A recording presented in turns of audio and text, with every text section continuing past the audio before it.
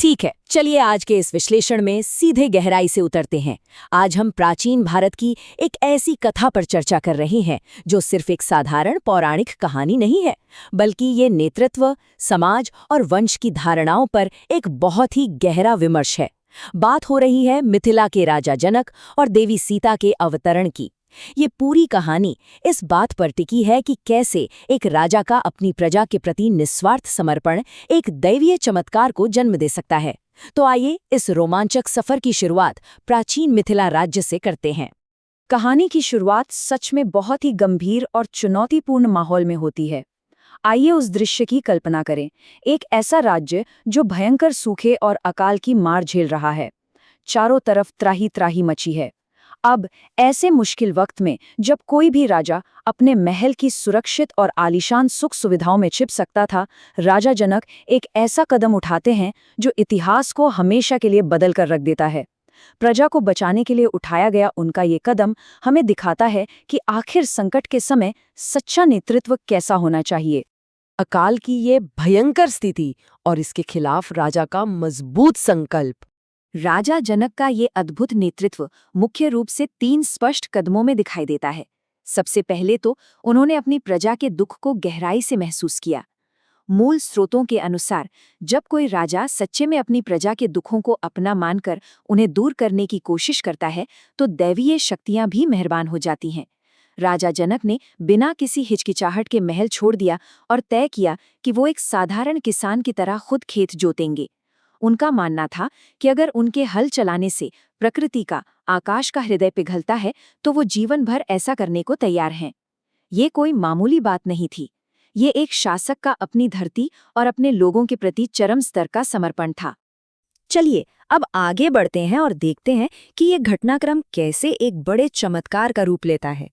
इन मूल स्रोतों में एक बहुत ही अद्भुत दैवीय संवाद का जिक्र मिलता है। होता ये है कि जब राजा जनक खुद हल चलाने का दृढ़ संकल्प लेते हैं, तो देवी लक्ष्मी धरती माता के पास पहुंचती हैं। वो कहती हैं कि जब स्वयं एक महान राजा साधारण किसान की तरह हल उठा ले, तो फिर अकाल को तो हार माननी ही पड़ेगी। वो धरती माता से अनुरोध करती हैं कि उन्हें एक भूमि कन्या के रूप में इस संसार में आने दिया जाए, ताकि वे राजा के इस महान और निस्वार्थ कार्य में उनका साथ दे सके। और फिर बिल्कुल ऐसा ही होता है। खेत जोतते समय अचानक राजा जनक के सैनिकों के हल से एक संदूक टकराता है और उसी संदूक से ये दिव्य कन्या प्रकट होती है। कन्या के मिलते ही राजा जनक की असीम खुशी का सचमुच कोई ठिकाना नहीं रहा और उसी वक्त आसमान से मूसलाधार बारिश होने लगती है। आखिरकार अकाल समाप्त हो गया। राजा जनक पूरी खुशी के साथ घोषणा करते हैं कि ईश्वर ने ये संतान उन्हें इस संसार को फिर से बसाने के लिए दी है।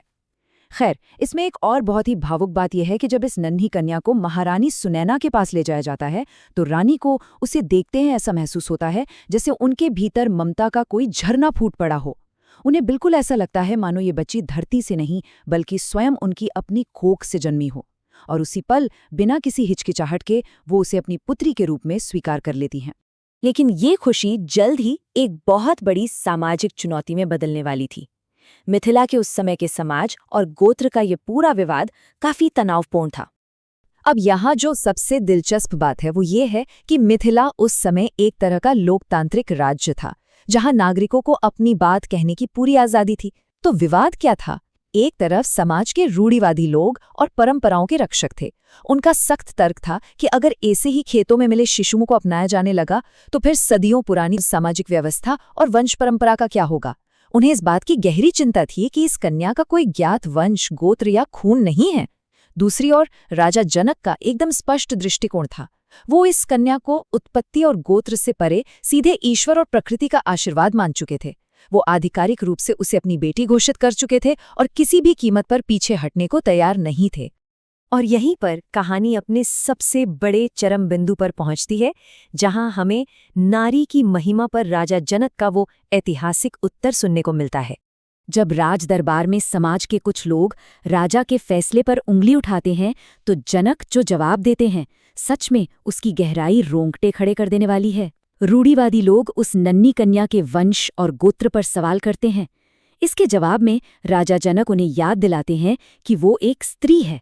वही स्त्री जो जननी है, जो खुद एक माता का रूप है। राजा जनक बड़ा ही तीखा सवाल पूछते हैं कि क्या इस पूरी धरती पर कोई भी वंश, गोत्र या समाज बिना किसी स्त्री के जन्म ले सकता है? बिल्कुल नहीं। तो जो स्त्री स्वयं इन सबको जन्म देती है, उससे उसका वंश पूछना तो पूरी तरह से हास्यास्पद है। उसका परिवार तो ये पूरी दुनिया, ये पूरा संसार है। राजा जनक का ये जवाब उस समय की रूढ़िवादी और संकीर्ण सोच पर एक बहुत करारा प्रहार था। राजा जनक के इस बेहद शानदार और गहरे दार्शनिक तर्क के बाद पूरे दरबार में एकदम सन्नाटा छा गया। तब राजगुरु शतानंद आगे आते हैं और वो पूरी तरह से राजा जनक के समर्थन में खड़े हो जाते हैं। वो आधिकारिक तौर पर यह घोषणा कर देते हैं कि इस संसार में स्त्री का, कन्या का स्थान सर्वोच्च है। राजगुरु के इस मजबूत समर्थन के बाद फिर किसी के पास भी विरोध करने का कोई ठोस कारण नहीं बचता। रूढ़िवादियों की सारी आपत्तियां वहीं धरी की धरी रह जाती हैं और इस तरह राजा जनक को उस भूमि कन्या को अपनी बेटी मानने का पूर्ण और निर्विवाद अधिकार मिल जाता है। और ये बात बहुत ही शानदार तरीके से दर्शाती है कि सीता का वास्तविक अर्थ क्या है और ये नामकरण कैसे हुआ।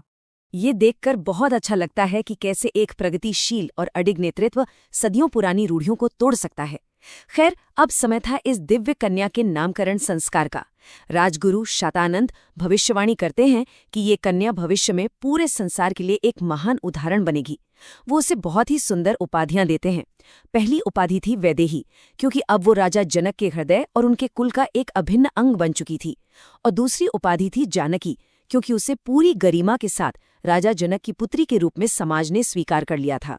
लेकिन राजा जनक का सवाल अभी भी वही था कि इन सम्मानजनक उपाधियों के अलावा इस कन्या का अपना खुद का, अपना मूल नाम क्या होगा? तो यहाँ सबसे अहम बात यह है कि राजगुरु ने अंततः उसका नाम सीता ही क्यों रखा। संस्कृत और प्राचीन भारतीय ग्रंथों में सीता शब्द का सीधा सा अर्थ होता है धरती पर हल चलने से बनने वाली वो गहरी रेखा। क्योंकि राजा जनक को ये कन्या ठीक उसी समय मिली थी जब वो खुद खेत में हल चला रहे थे और वो उसी रेखा के बीच प्रकट हुई थी, इसलिए गुरु ने उसे मिट्टी और धरती से जुड़ा ये बेहद खूबसूरत और प्रतीकात्मक नाम दिया। आगे चलकर इसी नाम से वो पूरे संसार में पूजनीय हुई। सीता नाम हमें हमेशा ये याद दिलाता है कि वो सीधे मिट्टी से, प्रकृति की गोद से और एक राजा के कड़े परिश्रम से जन्मी थी। इस तरह हम आज के इस गहरे और प्रेरणादायक विश्लेषण के बिल्कुल अंत में आ गए हैं।